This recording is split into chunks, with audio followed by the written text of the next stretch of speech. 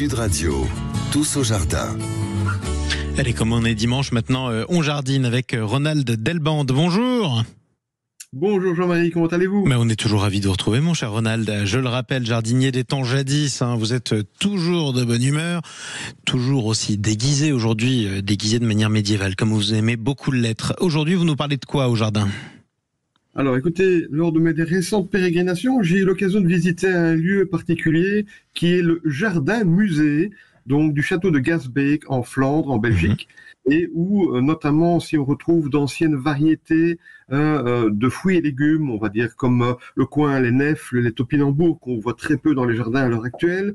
Il dispose également d'une collection particulièrement étoffée d'arbres fruitiers palissés, ce qui est tombé un peu en désuétude et qui a tendance peut-être à revenir un tout petit peu maintenant, mais qu'ils ont continué à pratiquer avec assiduité. Et on retrouve des exemplaires magnifiques. Eh ben, vous nous expliquerez d'ailleurs ce que c'est que les arbres fruitiers palissés, tiens. Oui, sans souci. Alors, concernant le fait de pouvoir visiter l'endroit, je renvoie les auditeurs vers le site, bien sûr, tout simplement www.museetuin, T-U-I-N comme jardin en flamand, gasbeek.be. Voilà. Ainsi, ils ont tous les renseignements. Les arbres palissés, eh bien, qu'est-ce que c'est ? Dans un jardin, bien souvent, ce qui se passe, c'est que lorsque l'on veut optimiser la production, et notamment au Moyen-Âge, puisqu'on était axé sur une production plus vivrière que les ornementaux qu'on retrouvera par la suite, et surtout à la Renaissance. Beaucoup d'arbres fruitiers vont être laissés de côté parce qu'un arbre planté au milieu du jardin, c'est une énorme zone d'ombre, d'abord, et puis qui rend difficile tout ce qui se passe autour en termes de culture. D'accord. Tandis que si on utilise les murs qui sont autour de la propriété, on va gagner de l'espace. Alors, qu'est-ce qu'on fait ? On va faire pousser ces arbres verticalement, bien entendu, mais surtout en longueur, parallèlement au mur. Donc, ils ne vont plus s'étoffer en largeur, ils vont prendre de la hauteur. On va les brider aussi pour garder un certain contrôle, et en largeur. D'accord. Donc, là, vous allez à ce moment-là avoir beaucoup d'avantages, puisque vos arbres vont être contre des murs qui vont les protéger s'ils sont mal orientés du vent du nord, qui est glacial. Ils vont stocker la chaleur, refléter la lumière, surtout si on les a blanchis avec de la chaux notamment.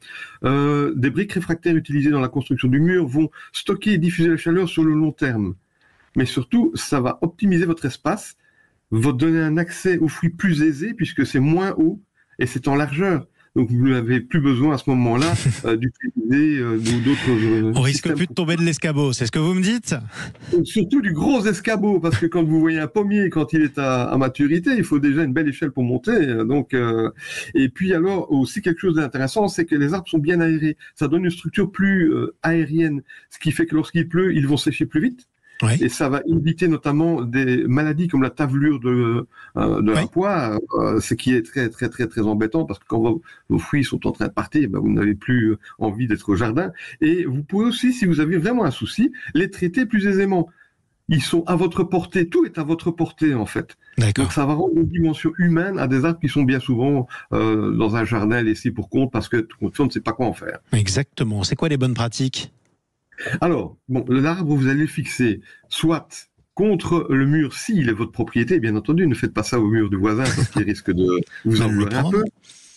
Soit vous allez planter 2 piquets de part et d'autre, à 2 mètres, on va dire, de chaque côté de votre porte-greffe.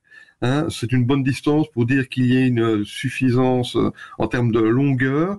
Et vous allez tendre des fils métalliques sur ces piquets qui vont vous permettre de venir placer derrière vos branches et de les faire se diriger dans la direction que vous souhaitez, puisque comme je l'ai dit, il y a d'énormes quantités. À Gasbeek, il y a 26 formes qui ont été créées à partir d'arbres fruitiers, notamment des chandeliers, des ronds, des huîtres. Vous avez un petit peu tout ce que vous pouvez imaginer si vous êtes suffisamment patient et que vous vous appliquez pour les diriger dans la bonne direction. Alors, ce qui va être important dans les bonnes pratiques, c'est qu'il va falloir surveiller la croissance. Ouais. Vos arbres, ils poussent tous les ans, ce qui veut dire qu'ils vont avoir tendance à vouloir reprendre le cours normal de la pousse, verticalement. Il va falloir à ce moment-là reprendre le contrôle. C'est-à-dire qu'en hiver, on va contrôler justement la pousse. On est en fin de la saison. Il va à ce moment-là falloir recouper.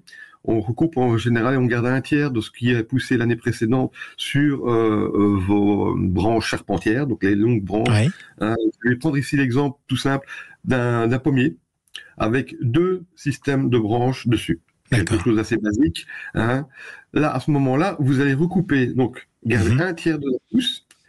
Vous allez garder plus de branches en dessous qu'au-dessus. Parce que comme la sève a tendance à monter, on va essayer d'éviter que la branche en dessous soit dénutrie et ne finisse par perdre tout son avantage et ne fournisse plus de fruits non plus. Voilà. Alors, ce qu'on va garder, les coursonnes. Les coursonnes, ce sont des petits morceaux de branches qui vont en fait être porteurs des bourgeons, mais fruitiers.